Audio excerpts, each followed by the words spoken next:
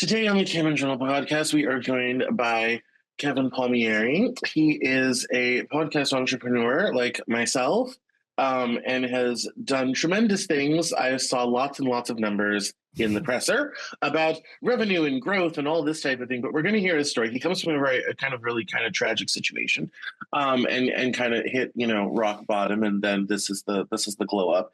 And we're going to hear how he left Plato's cave for the light. So welcome, Kevin, to the Cameron Journal podcast. Thank you for having me. I love the glow up. I respect that. I dig that. I've never put it. Nobody's ever put it that way. So I love that. Yes. No, it's always fascinating to hear from someone who escaped. Some of us are buying real estate in the underground, Yeah, so, unfortunately. Tell us what the surface is like.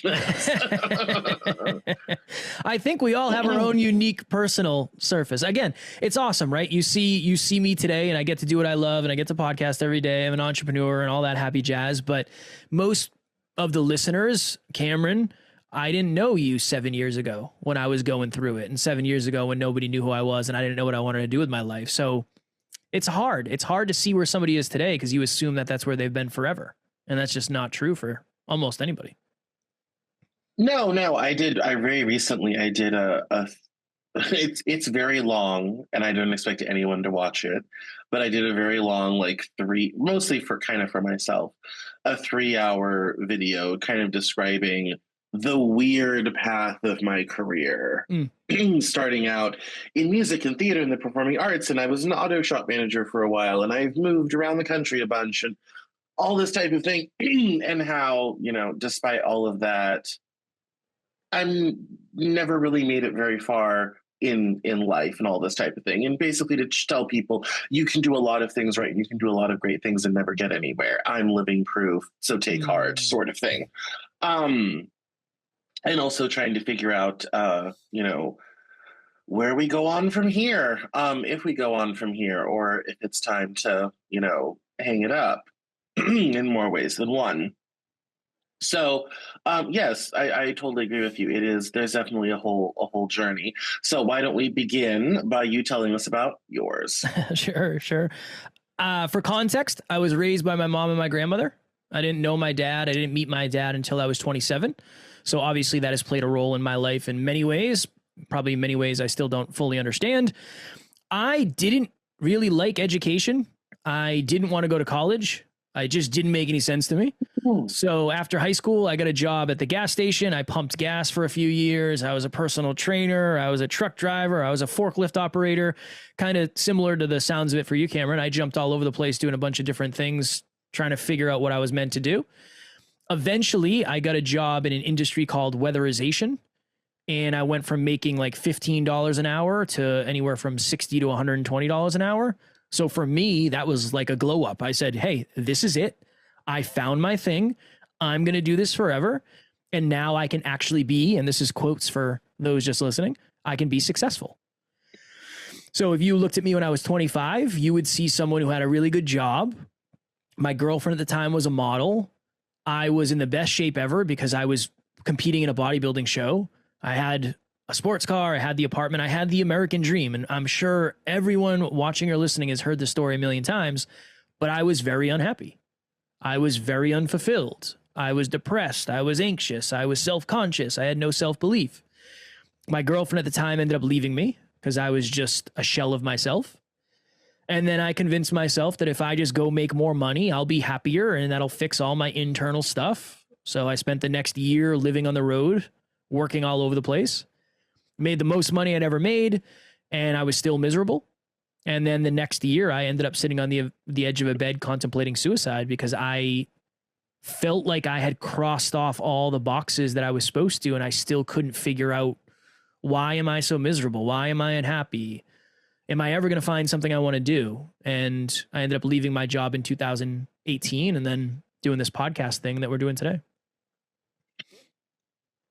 How fascinating. Wow. No, I mean, so how did you light upon podcasting as the thing to do for yourself that would be different from weatherization? I was interviewed on a YouTube show who is actually you interviewed Alan Lazaros is my business partner. he Yes, we're recording this on the 17th, on the 11th of September, 2024, and his episode aired this Monday past. so I was interviewed on his YouTube channel, and then I said after that to one of my friends, I said, imagine if you could do that for a living. Imagine if you could just have conversations with people and that would be your job. That would be a life I can't even fathom having. That was the initial bug. And I, much like a lot of people, I was listening to Joe Rogan. It seemed cool to have cool conversations with people. So after those things kind of lined up, when it was time to do something creative, I felt podcasting would be a good thing for me. And even at the time, I was recording videos and putting them on Facebook before Facebook Live was a thing. So I already had kind of some very minor experience. So it just kind of seemed like the next most obvious move. Well, so what? Tell us a little about your show then. What type of conversations have you been having? All about self-improvement, life, love, health, and wealth. And it all stems from pain. Even if you hear the story, I had a quote unquote great relationship that wasn't really that great because I wasn't understanding of what makes a great relationship. So we talk a lot about relationships. Yeah, I've made money, but I've also been in a lot of debt. So we talk a lot about money and wealth and what wealth means and what is your mindset around money and your relationship with money. We talk about health. I've had a lot of mental health stuff, but I've also been in really good external shape. Does that even matter? So we talk a lot about physical, mental, emotional, and spiritual health. So the show is called Next Level University, and it's all about next level in everything. Because I think we all aspire for more. We all aspire to make progress. It's just hard to do it, especially when you're trying to do it in multiple arenas of life. No, I was I was telling someone I was into powerlifting for most of my 20s. Until I decided I needed to quit doing that because I wanted to have working shoulders in my 40s. Yeah. I knew lots and lots of dudes with frozen shoulder situations, and I got to my late 20s and being like, yeah, we should probably stop doing this now, sort of thing. But it was kind of hilarious. A couple years ago, my mom was like, when was the last time you were like a hardcore gym rat? I'm like, well, it's been quite a while, like 2017 sort of thing. And we're having this conversation in 2022. It'd been 5 years. And she was kind of like, she was like, I think you were happier in a much better place when you were going to the gym twice a day, 4 days a week. And I'm kind of like, well, I mean, yes, I never really lost that much weight, but I was jacked as hell. And all this sort of thing. And I'm kind of like, well, yes, but it's very time consuming. That's, 5 hours of the day gone. I kind of walked away from doing a lot of that to do this. And I also kept a super, super strict diet that include the list of things I could eat was very short and the list of things I did not eat was very long. And so I'm just like, that I could kind of, I've been doing that since high school. I had like a decade long run of that. And I had a gym owner as a client, and he and I, so there were times we would work out. I would also go to one of his classes. I was just kind of there all the time. And so it was a whole thing. And so it was when you talk about, that aspect of things, all this type of thing, you reminded me of that conversation. And it was kind of like, well, yes, I probably, would be good to come up with some more moderate, age-appropriate routine. We don't need to go back to that level of intensity. Don't have the energy for it. I'm 36 years old. We don't have time for that anymore. But I think that is a very important aspect, especially when it comes to, mental health stuff and all this type of thing, which is why I bored you with this terrible story. You're good.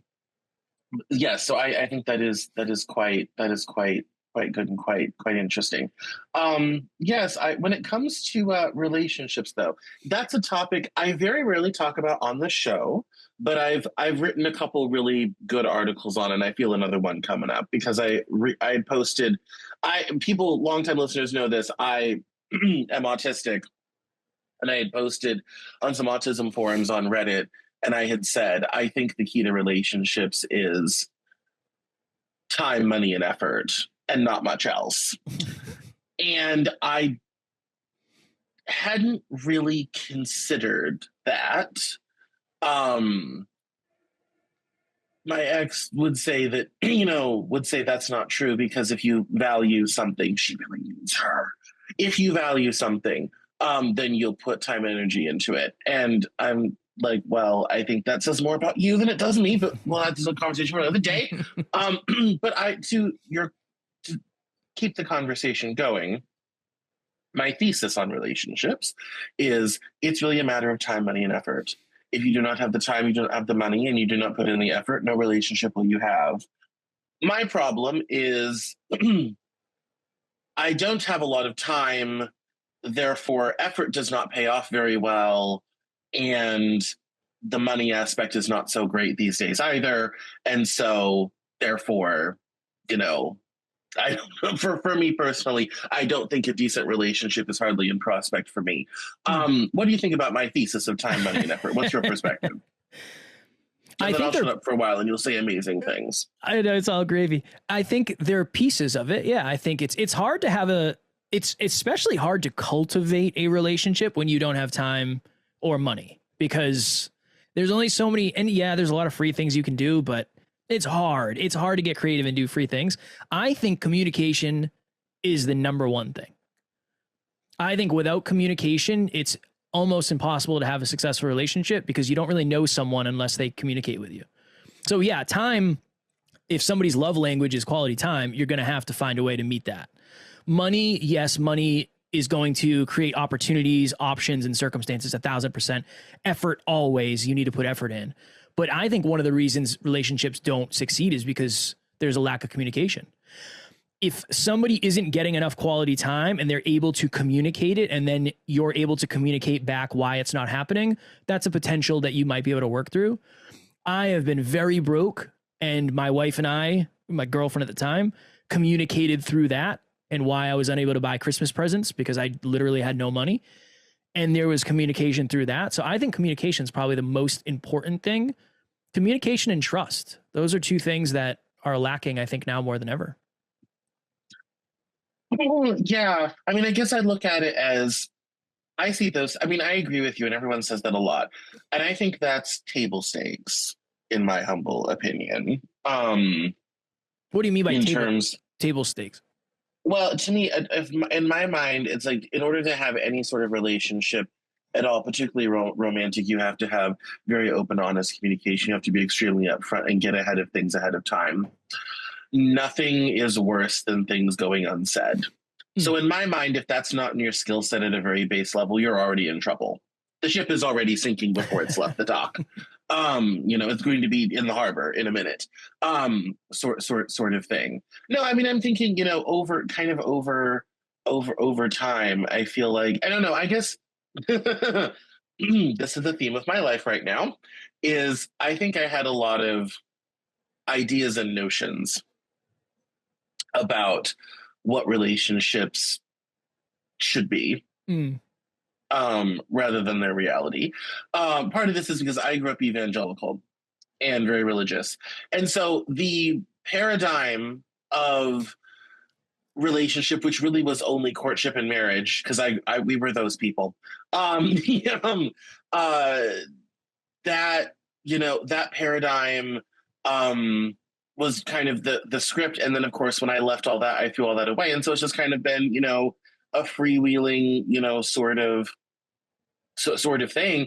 And for me, I require a lot of time alone to work stuff out, process stuff, all this type of thing. I, do the entire Cameron Journal. Plus I also work at my book publisher.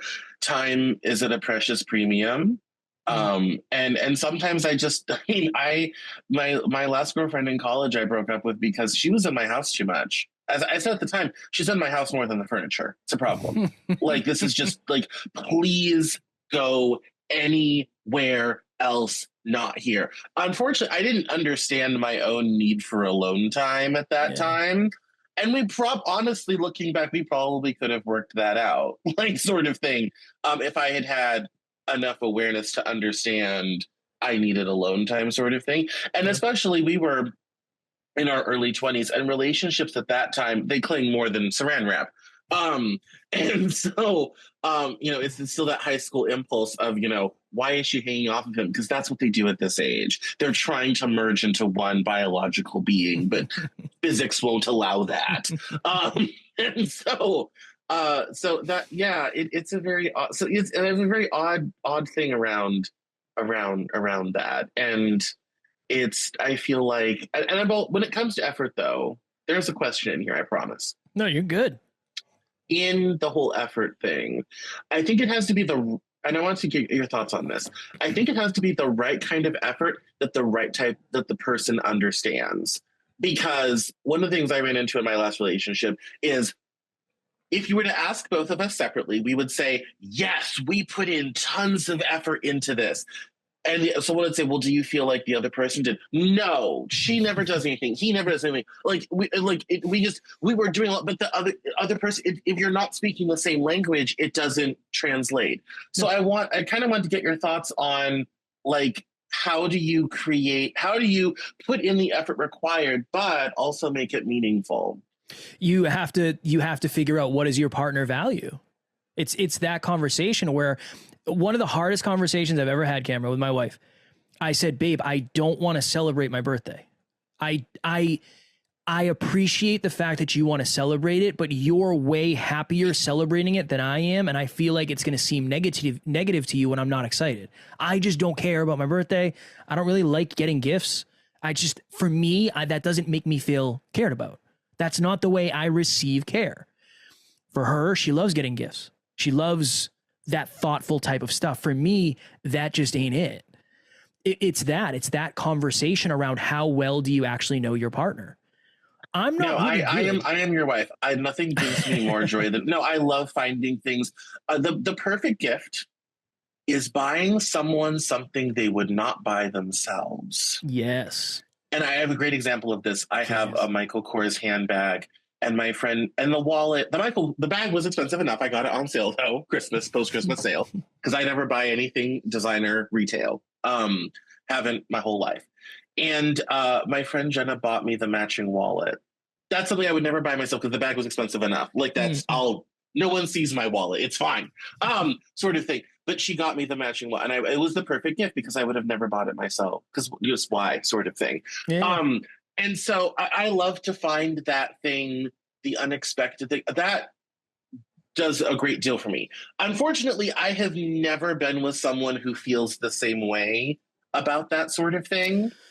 Yeah, well, I think it's like the opposite. Actively prevents it, sort of thing. So I feel your pain on that aspect of things. I think ways. Opposites usually, the love language you like to receive in is often the love language that you're not good at giving. Yeah. So it makes it hard, but I think you can communicate through that. One of the, I don't know if Alan talked about this, but we track habits. We have habits that we track every day to make sure we stay on track of the things that we value. And one of the things I track every day, at least I look at, is proactive thoughtfulness for my wife.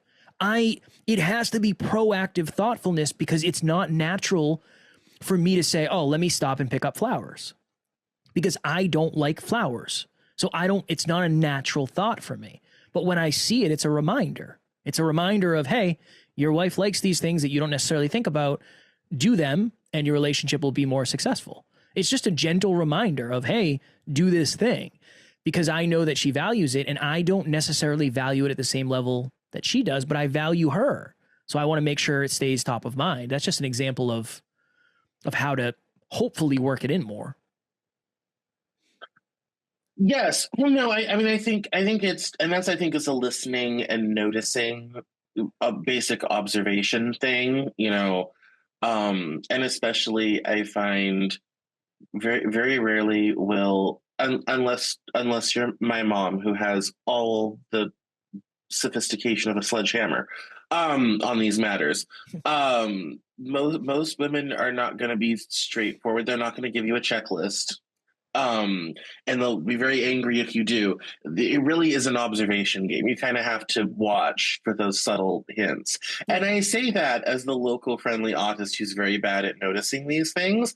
But if you really set it up as a project in your mind, I'm going to be looking and noticing, you start to find stuff, and then you can start taking little notes of, oh, okay, this, or oh, she stopped and looked at that. That's kind of, especially when you're getting close to anniversaries, birthdays, Christmas, all this type of thing, turn on observation mode. Anything that gets talked about a lot or texted and emailed, these are very good things to take note of. It's a great rule. It's a great rule. Yes. But I think that also, getting back to the idea of effort, I think that sort of thing, if there's kind of one thing I read about online that I think is lacking in a lot of relationships, is that sort of the effort of noticing what are they into, what do they like, all this type of thing, kind of what really matters. I don't know. I feel like when it comes to the time thing, I feel like I'm between a rock and a hard spot. This business is very time consuming. I mean, you're lucky you only do I think you only do a podcast, right? No, Cameron. Okay, no, good, no. Good. Excellent. Well, then in that case, my point will be more valid then. Good. That's to the benefit of this point. The time crunch. Like I mean, I can easily go through a 12, 14, 16-hour day, but after this, we're recording this at 3 o'clock on a Wednesday, and I have a meeting with a book author about a marketing thing at 5. I had this recording today. And then I have, I was literally dealing with a TikTok problem while I was waiting for Zoom to add you, sort of thing. I mean, it's chock-a-block. To be very honest with you, true confessions time, I don't know how to keep business, career, and whatnot going, and a relationship. They're so time consuming. What do you do? Especially for, professional guys who are working in, your 6-foot bro in finance, ladies, has no time. If a market is open, he's not home, sort of thing. It's like, what do you do when you're trying to, do the career, make the money, all this type of thing, and money is at a or time rather is at a premium. What do you do? What's your tips? I think you have to understand that if you're winning in one bucket, you're usually losing in the others. So if you're Thank you for saying that. Thank you for saying that. Because no, that people think I'm crazy when I say that. And I'm kind of like, no, like if you're doing great over here, then it's not going to be going that well over here. Like that's just the reality. Seasonally, though, hopefully it's just for a season. The reason when you said you just do a podcast, I just want to throw this out there. I do 8 episodes a week. I'm on like 8 other shows, so I'm probably doing like 15 to 16 episodes a week. Yeah. I run a podcast production company. I run a social media company. I'm married. I go to the gym like 6 times a week. My life is absolute freaking mayhem. And if I was trying to date right now, it would be so incredibly challenging. Yeah. Because, but I have a wife because I was lucky enough to meet her and date her before all of this mayhem. I think the hardest answer is you have to decide what's worth prioritizing more. Are you okay with making a little bit less money and having date nights? Okay.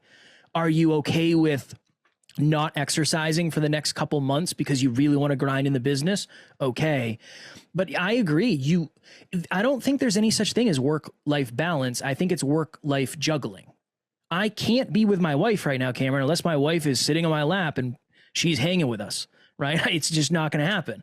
And I can't be at the gym walking on the treadmill doing this episode because it wouldn't be great. Because everybody, you hear people, and I think that's the truth of it. It's work-life juggling, and whatever ball is the most important ball to you is the one that you have to keep in the air, with the hope that eventually you get better at juggling. That would be my honest truth. Yeah,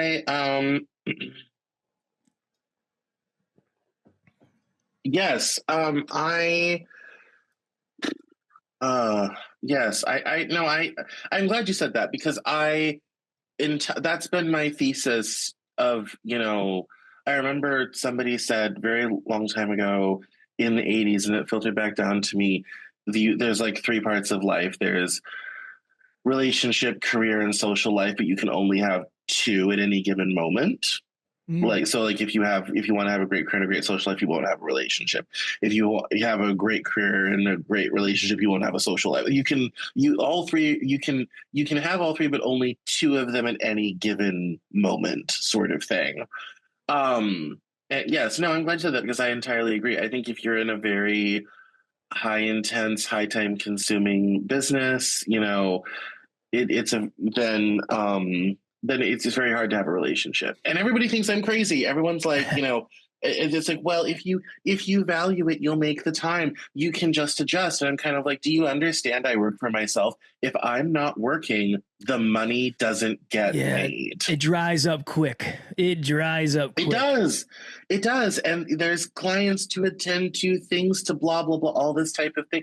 Like, it's nuts. It's nuts.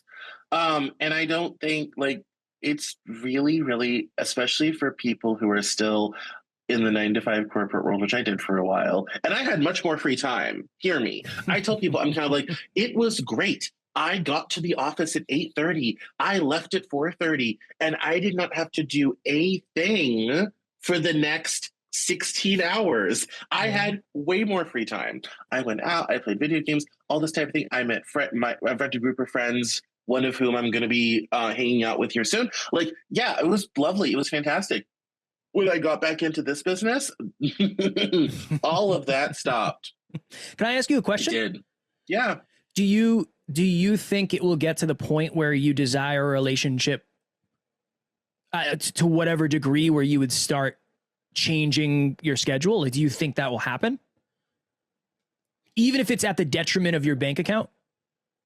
No. I mean, just a simple fact of the matter that unless something really great happens and I can hire a lot of people and delegate more stuff and all this type of thing, no. Because of have you seen the cost of living lately? Have you seen the cost of housing lately? Yeah. I mean, if I were, let's put it this way, if I were in big corporate and it was a matter of, okay, I'll work less hard and not get a huge promotion, easy decision. I'd be like, yeah, sure, fine. I'll just muddle along where I am, sort of thing. In my world, not doing that, the cost of that adds up exponentially. Yeah. And the opportunity cost as well, not just the money, but the opportunity cost is devastating, Yeah. And so I think it's a very difficult thing. And I was going back and forth with somebody on Reddit the other night, and he is PhD researcher and in a program, and I just completed my MFA a year and a half ago, and all this type of thing. And he's kind of like, yeah, there's just, between working and PhD and all this type of thing, there's just no time, and they're European, they have more time than we do in America. They operate on different clocks, I think. Yeah, he's like, yeah, there's just no time. And it's, for me, if I was only doing my business, I think it would be a little bit of a different story. The problem is I also basically run my book publisher in partnership with the founder. And so I basically run two businesses. And I came to this conclusion, and I don't know if you've ever kind of reached this inflection point, but I've kind of come to this conclusion. Yeah, if I do want to have a relationship, and I'm 36 years old, so, the possibilities of this happening go down year by year, sort of thing. If I ever want to do that again, something's going to have to give. Yeah. And it's something where, like, something's going to have to give. So it's either I've got to pull the plug on the Cameron Journal and let that go away, or I've got to leave the publisher. But you cannot do both. And that's a very unfortunate thing, because it makes for a better income mix, all this type of thing. And, more reliable income and all this type of thing. And I delegate a lot to staff and all this type of thing. But even as an executive, you'd be amazed how many reports one has to read. It's a little nuts. And how many spreadsheets? Oh, the spreadsheets. Like, it seems to me you really have to make sacrifices on that. I would concur. Yeah, I think sacrifice is a dirty word. It's a swear word for a lot of people, but I think, yeah, if you have one goal, or in this case, maybe just one basic human need of I need to make a certain amount of money, because I think a lot of people in like self-improvement, they're like, no, if you want it bad enough, you'll find a way. I think that's true for some people. There's some people out there that are probably just, they're not working as hard as they could to accomplish stuff. Sure. But there is also a large majority or a large population of people who are doing the best that they can and they just can't make ends meet. And the last thing they're going to do is say, yeah, I'll just take 10 hours off of work a week so I can go spend time with people I love. Some of that's just not realistic. That's your power bill not getting paid. I've been there. Like I've been there. Like, no, I can't take these days off. That's my power bill. That's my cell phone bill. That's gas in my car. Like, no, you can't do that. Like, no, that's not possible at all. Yeah. You know, it's an unfortunate reality. Yeah. And the problem in the self, I mean, I think you've done a smart thing kind of getting married first before going down this path. I wasn't even thinking about that sort of thing in 2014, when I had come out of nightlife and fashion, and that had fallen apart. And then I started doing this and writing books and everything. That was not where my mind was at the time. Yeah. And it would be a very long time before it would be 5 more years before I was in another relationship. And, yeah, like I think that is the part that really, and I don't know if you've ever found this, but especially in entrepreneurial, self-employed circles, all this type of thing, people do not understand that concept of, if I'm not working, the work doesn't get done, especially if you're a solo. This is less true if you have a staff. Like, at the book publisher, I cannot be doing it and it will still get done. I have a staff of 11. Like, that's fine. But over at the Cameron Journal, it's just me. So, it's not going to get done. Like, no one else is going to do my books till I finally hire a bookkeeper. Hopefully next year, fingers crossed. Like, that's not going to get done. Sort of like these things are not going to get done.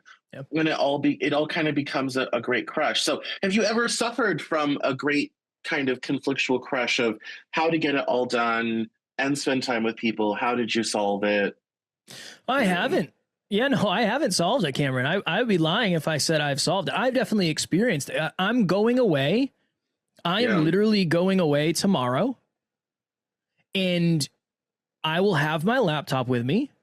And I will get up a few hours before my wife every single day we're away, and I will make sure that everything is running smoothly. But here's the truth. I am losing momentum in the business because I will not be working the 12-hour days that I usually work. Yeah. Now, I am privileged and lucky enough where that is not going to break me, and it's not the end of the world, and I'm not going to see necessarily any hits to the bottom line, and clients are going to be taken care of, and we have a big team of amazing people, and that's all awesome. But yeah, I will be losing momentum. So it's always the thought of, how far can I do this without there being a drastic hit in the other stuff that I'm trying to do? It's always kind of an equation. If I went to Scotland with my wife earlier this year, it was wonderful. But I lost a lot of momentum in the business for sure, because I wasn't doing the things that I usually do. So it just has to be that agreement. Does this matter as much to me as me doing the other stuff? If yes, do it and then problem solve after. If no, don't do it, because you're gonna regret it and you're gonna resent it. So I'm always thinking of that. I'm always thinking of, if I go away, then this is the then okay. If so, then we do it. If not, then we have to have a conversation. Yeah. No, I'm so glad you said that, because that is a conclusion I've recently reached after trying and failing to do it all. Yeah. And not, and also, not getting, this year we launched the Cameron Journal Academy, or my 2 new writing courses on fiction and nonfiction. Those are supposed to be launched in January, launched them in August. We only missed the deadline by 8 months. And even had a major setback because had some data loss along the way. and that was going to be a big revenue thing, and something that doesn't require really a ton of my time once it's done. It's kind of these courses are here, the resources are here, it's all set up. I only really have to do the writing group every 2 weeks. It was supposed to be every week. I made it every 2 weeks to give myself some freedom and all sort of thing. And, and then the people have coaching sessions that they can schedule themselves. And those are very far apart because there's only 2 of them a year, a whole year. So that's not a problem. Yeah. It was, but I mean, the reality is,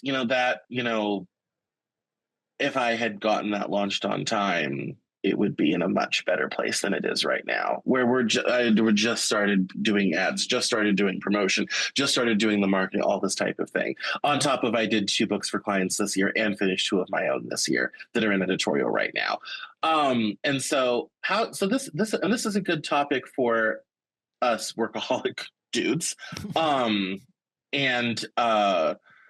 Is in terms of, balancing out, I mean, especially I guess if you work for yourself, but even for my corporate bros, balancing out, picking and choosing your projects and trying to not do it all at once, which I have a very bad habit of doing. Let me say, first of all, I'm a very bad habit of trying to do it all at once, and it usually does not work out. I've been doing it all these years, still have not learned my lesson, sort of thing. How do you, in your business, how do you pick and choose what to work on next? In the beginning, I think you have to do everything until you have enough demand, right? In the beginning, you're doing everything. You are the entire thing. Your HR, your marketing, your branding, your sales, your everything. And then I think as you build momentum and as you build demand, right now, I really only focus on 3 things. I am trying to be the podcast guy. So podcasting is my number 1 thing. That is my focus. I am focused on podcasting. Under that, there's 2 other things. WhatsApp. I live in WhatsApp because that's where our clients live. And then social media. Those are my 3 focuses in the business. Everything else, I am allowed to drop the ball on. Everything else, I'm allowed to keep people waiting when they need messages and answers from me.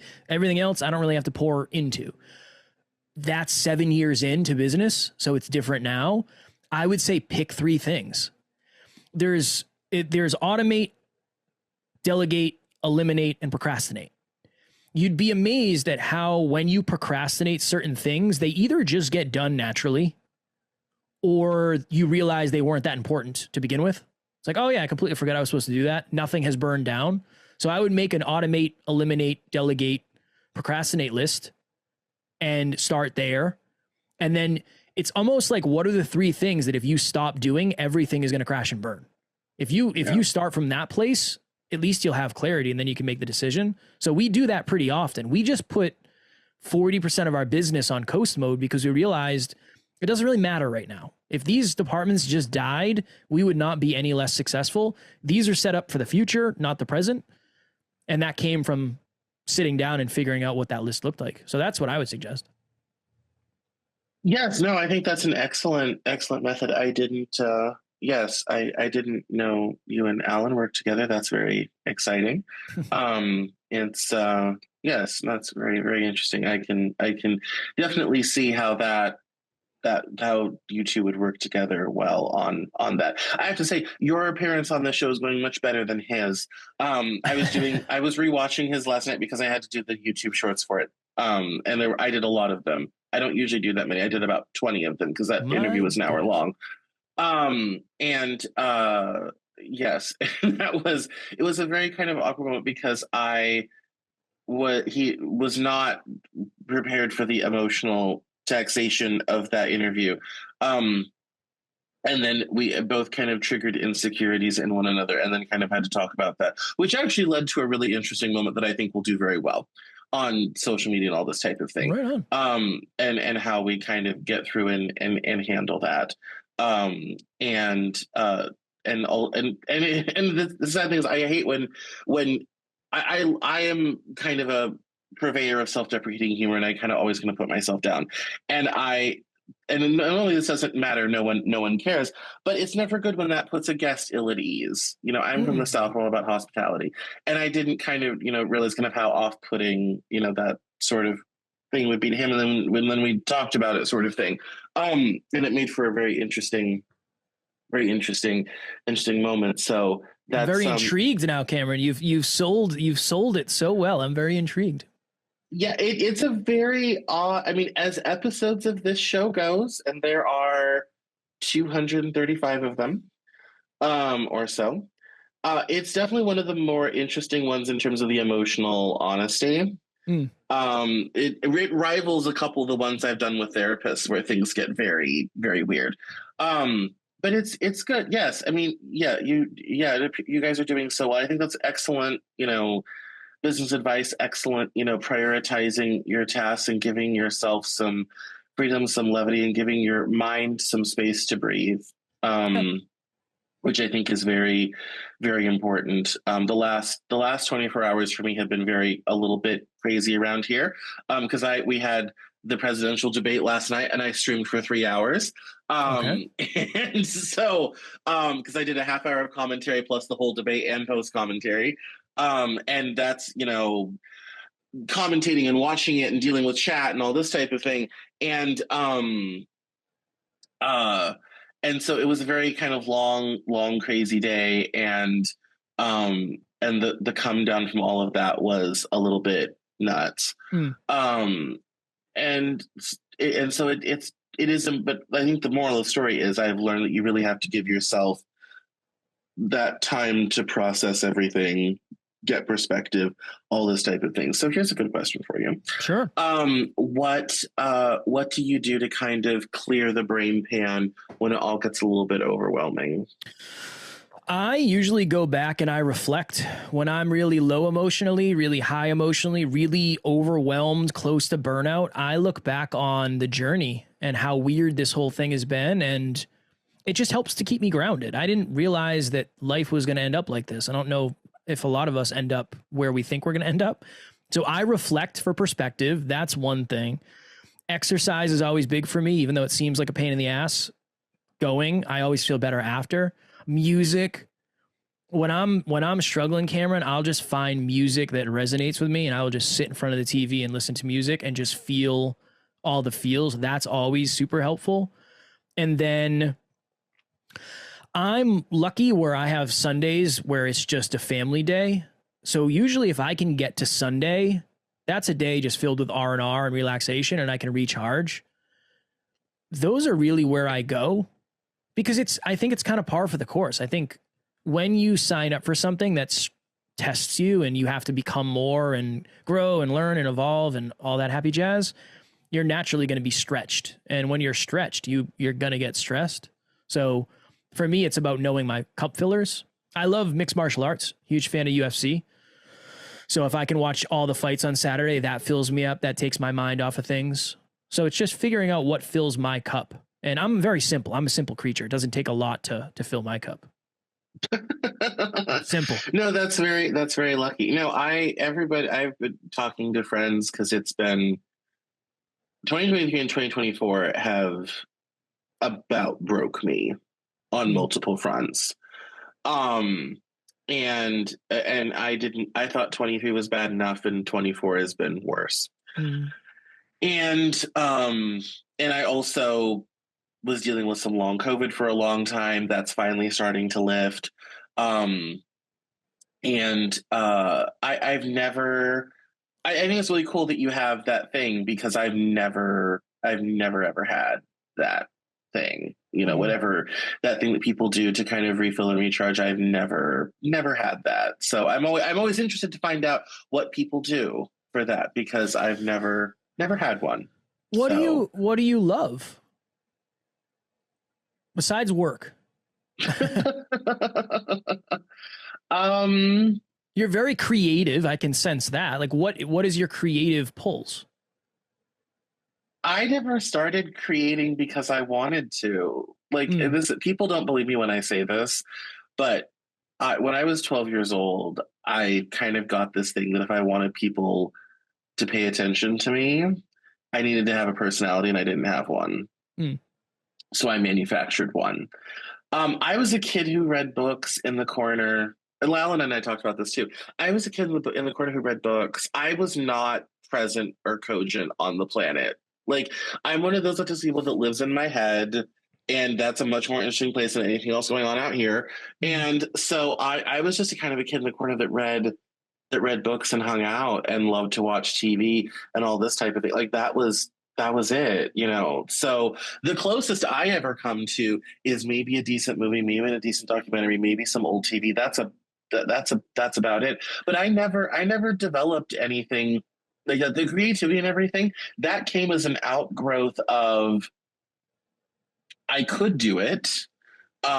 People seem to like and respond to that, and that was my in. I didn't have any athletic ability whatsoever. I later on when I started going to the gym, I found I had a little bit more electrical talent than I did have, but I still have no sense of balance, which is an autism problem. That's a neurological issue. I just have no sense of balance. All this, which like, I never could ride a bike. All this type of thing. And so I would never. It was never something I did because I wanted to, or because it brought me joy. It served a purpose. It was my in with people sort of thing. If I had my druthers, I would be at a lovely location somewhere with a pile of books being left alone, I guess. I mean, I was thinking about this the other day and I was kind of like, what would that, and I kind of like wrote out like what would a perfect day sort of look like? And I included some, some work stuff, but it was mostly just like, yeah, leave me in a bookstore and don't talk to me ever again. Like, literally, don't call, don't text. I don't want to see, like, sort of thing. Like, just leave me there. And I just want to live in a Barnes and Noble with a Starbucks inside it and never leave. Like, which instantly I actually did one time on a trip to Seattle with my dad one time when I was 18, which was very weird. And it was like walking distance from the hotel. And that's like literally how I lived for a month. But yeah, I never had any of that. It doesn't, I mean, it is all, for me, it's all very draining, And so that's why I always ask people what their thing is, because I'm still looking for it sort of thing. So I'm always asking around. So I think it's hard to find. It's interesting. Alan's is movies. But I think I talked about that at length. Yeah, I believe he loves movies. Yes. I think a lot of it comes from childhood. Like, what was your childhood escape? If you had a childhood, mine was fitness. If I go to the gym and I get jacked, people will like me, and I'll get significance. It's just, I don't know. Yeah, it's hard. It's such a hard question to answer because you kind of got to just try out a bunch of different stuff, which seems like a waste of time, which is also tiring. So it puts you in a tough spot. No, that for me, I really loved. I loved reading from a very young age, and I was a very voracious reader. I also, and this is back in the dark ages now. And particularly in high school, my escape was always print magazines. I love print glossy magazines, and I read all of them, and I do mean all of them. Marie Claire, Harper's Bazaar, Cosmopolitan, Vogue. Red Book. I mean, I would go to the library and I would just go along the metal holder and I would just grab all of them and take them. I would read back issues. They would, if you lifted up back behind those, all the back issues, I probably read 3 years of Marie Claire or like 4 years. Like if there was whatever they had back catalog of magazines, I would go through and read and look at the ads and especially a lot of magazines back then, it's very rare now, but they had a lot of personal stories, a lot of really great journalism. People don't take those magazines seriously as journalism pieces, but they still do sometimes, but back then did really great journalism. And that, I mean, obviously now we have all that digital and online, so don't necessarily need that medium anymore, as much as I miss it. But that for me was such a magic carpet, and that world is gone. And I always tell people, I said, I'm a bit of an anachronism. I was made and created and am tooled for a world that no longer exists. And I have done my best to adapt to the new environment, but I will never be at home in it because I wasn't made for this world. I was made for a world that ended in 2008. That's heavy. That's a heavy realization. Yeah, well, and that's one of the reasons why people wonder why I say I, you know, may not be here for many more longer years. I always kind of like, well, how, how sustainable am I as a person? Perhaps it's better to you know, stop while we're ahead. I wrote a lot of great books and I produced wonderful moments of the show and got to have great moments like this with you, and that will hopefully live on in some form on some platform somewhere. And perhaps I need not to. These are the things I think about at 3:30 in the morning. 3:30 is a dangerous time. Most people die between 3 and 5 a.m. Did you know that? I did not know that, but now I do. My grandma was an RN for 25 years. If they say they're waiting for you to live through the night, they actually really mean 3 to 5 a.m. Interesting. That's when most people die. I did not know that. Grandma bucked the trend and died at 1:30 in the afternoon. But most people die between 3 and 5 Grandma was stubborn, I'm sure. Yes, she was. I think the world is better with you in it, based on the limited amount of time that you and I have spent together. And I believe just like you redesigned yourself at a younger age, there's always an opportunity to redesign it, whatever that means. Yes, I mean that's kind of the today's present problems. We just announced to the readership this morning that I'm kind of changing how we do content at the Cameron Journal to put a little bit of pressure. I'm also blessed to have so many wonderful contributors, both brands and otherwise, to really kind of fill in those content gaps that I don't have to anymore. It's great. I can copy paste. It's lovely. And we have great partnerships with like Wallet Hub, and we have our news headlines come from PR Newswire, and people really love that, especially the financial stuff, all this type of thing. And it's also amazing to watch it turn into a platform and to do new courses with the Cameron Journal Academy and all this type of thing.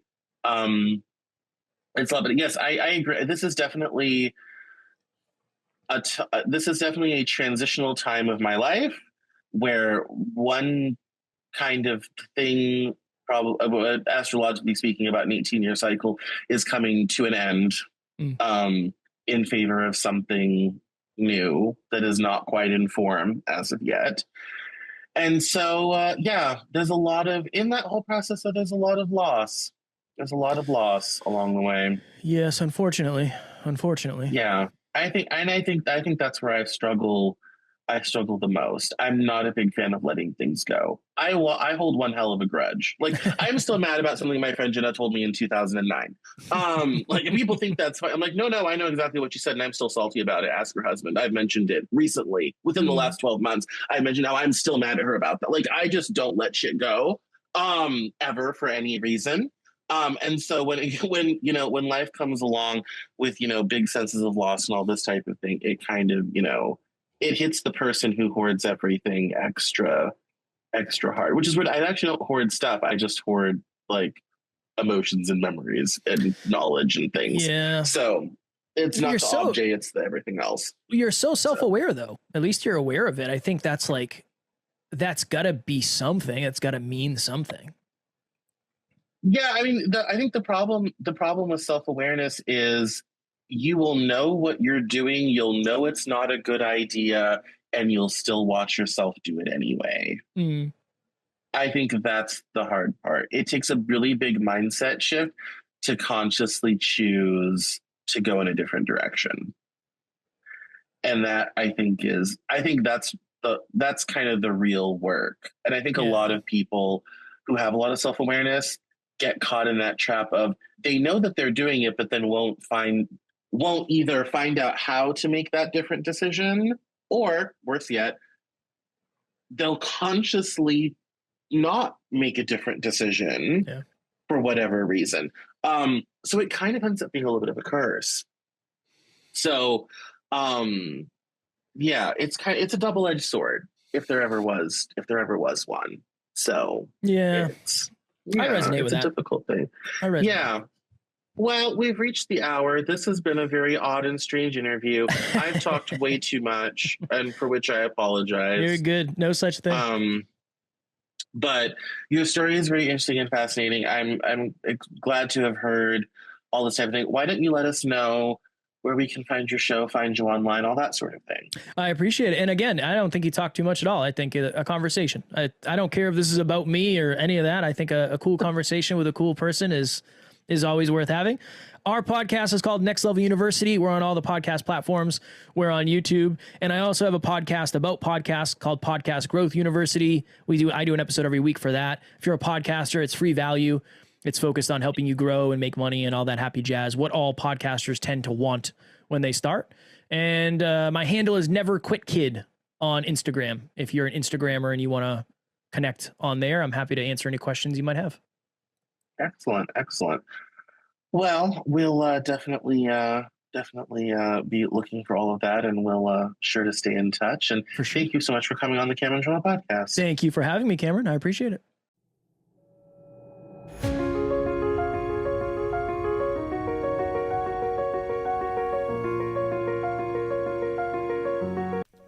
That's all for this episode of the Cameron Journal podcast. Thank you so much for listening. Visit us online at CameronJournal.com.